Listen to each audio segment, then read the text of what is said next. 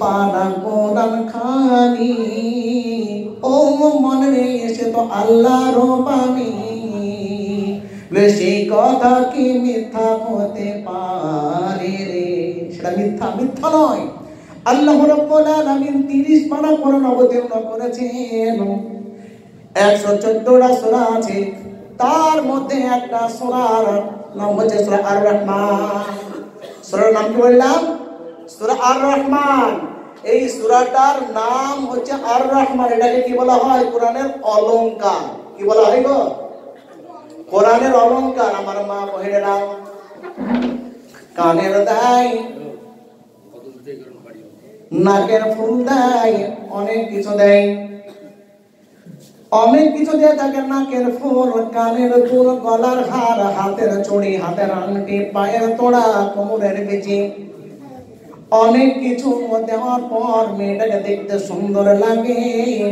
মহান আল্লাহ রাব্বুল আলামিন কোরআনের সৌন্দর্য বৃদ্ধি করেছেন সূরা রহমানকে দিয়ে। আউযু বিল্লাহি মিনাশ শাইতানির রাজীম।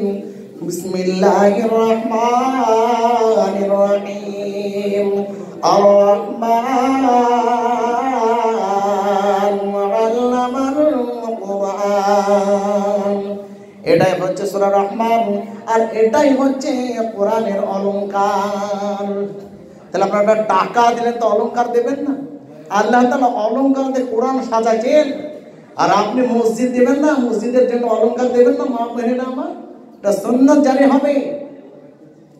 আল্লাহর নবী জনাব মুহাম্মদুর রাসূলুল্লাহ সাল্লাল্লাহু আলাইহি ওয়াসাল্লাম মুতার যুদ্ধের জন্য সেই দিন মেয়েদেরকে বলেছিলেন, ওগো আমার মা বোনেরা, তোমরা কি করো?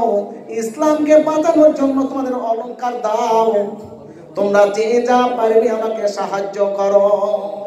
আর এই মুতা যুদ্ধে 3 জন কমান্ডার নাম, সেনাপতির নাম ঘোষণা করা হয়েছিল। একটা যুদ্ধের জন্য একটা সেনাপতি যথেষ্ট, কিন্তু আল্লাহ নবী 3 জনের নাম ঘোষণা করলেন। কারণটা কি? তারা 3 জনই শহীদ হয়ে যাবেন। তারা 3 জনই শহীদ হয়ে গেছিলেন বলে আল্লাহ নবী বললেন যে সর্বপ্রথম ঝান্ডা ধরবে আমার পালক পুত্র যায়েদ। যায়েদ যখন শহীদ হয়ে যাবে, শাহাদাত বরণ করবে, তখন ঝান্ডা ধরবে আমার চাচাতো ভাই জাফর বিন আবু তালিব। তারপরে ঝান্ডা ধরবে কে? যে আব্দুল্লাহ বিন রাওয়াহা। এই 3 জনের নাম ঘোষণা করলেন। 3 জন জানতে পারছেন যে আমরা জীবনে আর বাঁচবো না, আমরা শহীদ হয়ে যাব। তবুও তারা যুদ্ধে অংশগ্রহণ করেছিলেন। আর আল্লাহ নবী মা বোনদেরকে বললেন, ওগো আমার মায়েরা, ওগো আমার বোনেরা, তোমরা কি করো? এই ইসলামকে বাঁচানোর জন্য অলংকার দাও। এই মুতার যুদ্ধে আল্লাহ নবী চেয়েছিলেন। তাই বলছি মা বোনদেরকে একটা সুন্নাত জারি করার জন্য আসুন, মা বোনেরা মা দিন আল্লাহর ওয়াস্তে, আল্লাহর ওয়াস্তে দিয়ে যান।